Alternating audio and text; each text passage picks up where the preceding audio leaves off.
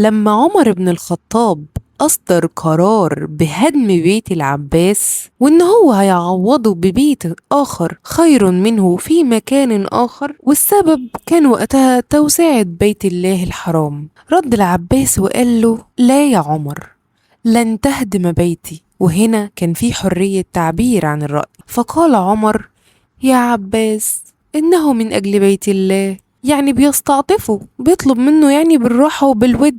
فقال العباس: لن أسمح لك يا عمر.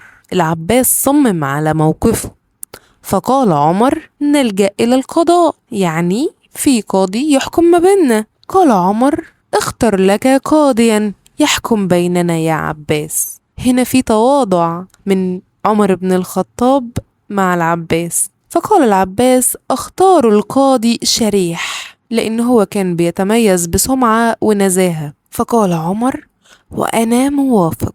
يعني هما الاتنين استقروا على نفس القاضي. فرد العباس: أحضره لنا يا أمير المؤمنين. فقال عمر: القاضي لا يذهب إلى أحد، بل نحن نذهب إليه.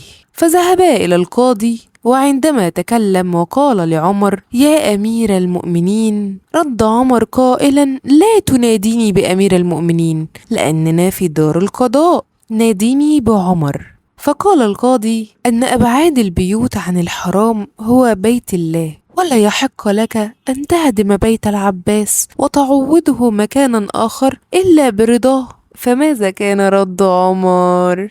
ونعم القاضي أنت يا شريح، يعني أقر بأن هو أيوة صح، وقرر أن هو يرقيه ويخليه وزير القضاء.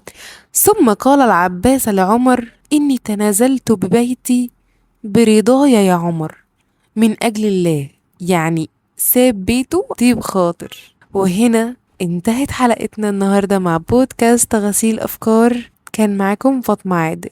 سلام.